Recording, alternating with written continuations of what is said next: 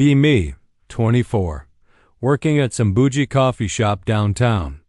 Customers are tech brothers and yoga moms who tip in affirmations. Barely making rent, but the aesthetic is cute, I guess. Dating Marcus for like 18 months. He's 26, does data entry, tries to learn piano on weekends. Nice guy, dependable, boring as unsalted crackers. Always texts good morning even when I leave him on read.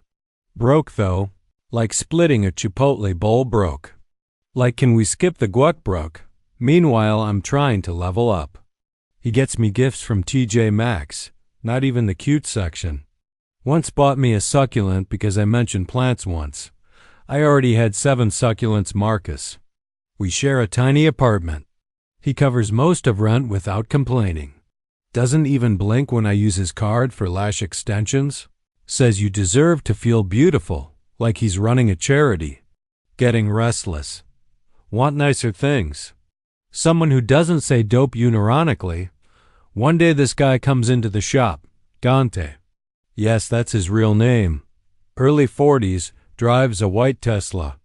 Orders a pour-over, stares at me the whole time. Next morning he sends pastries to the shop.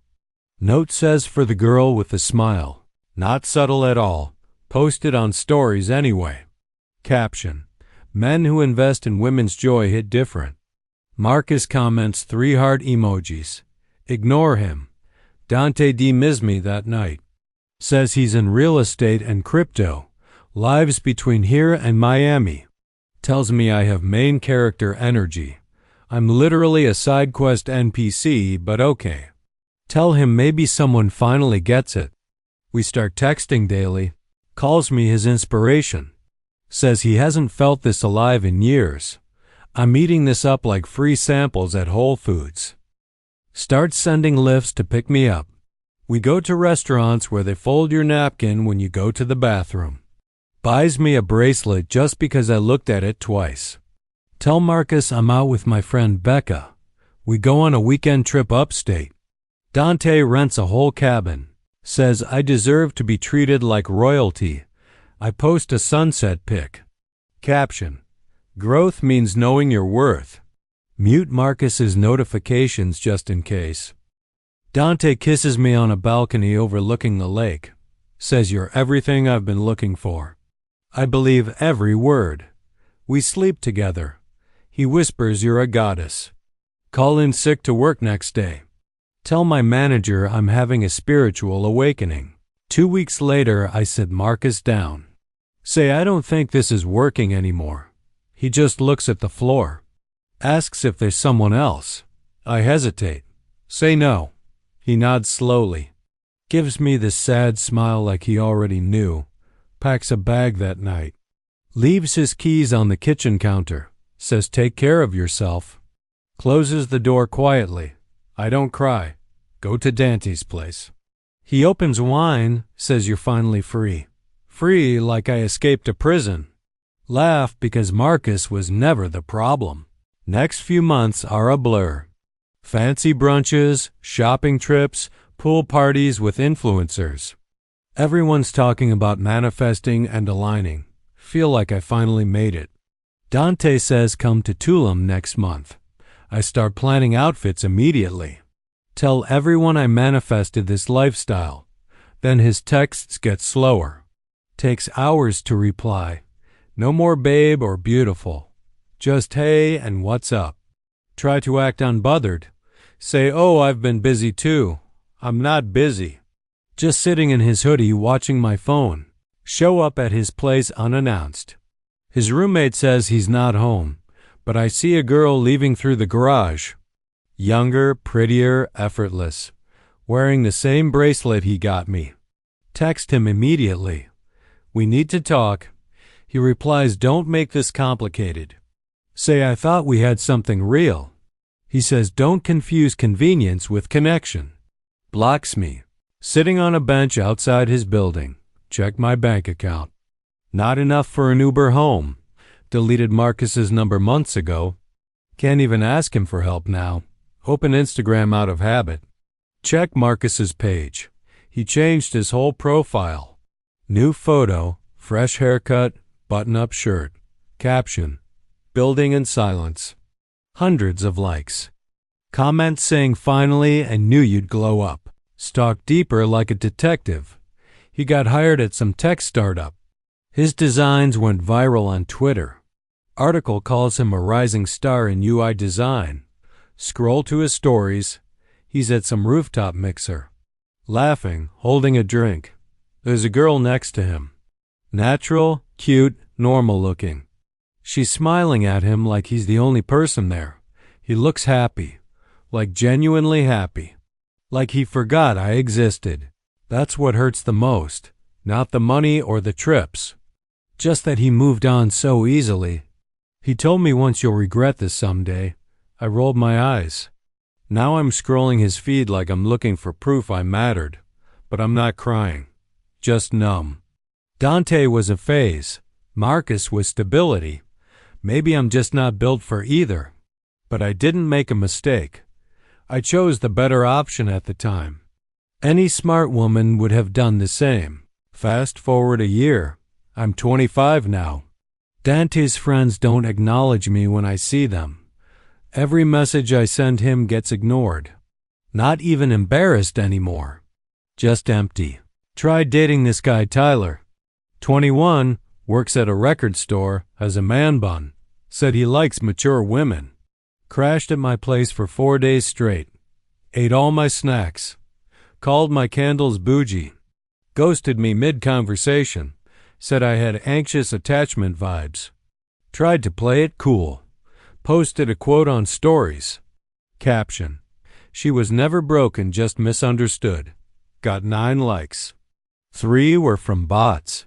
Go to this vintage store Marcus used to take me to.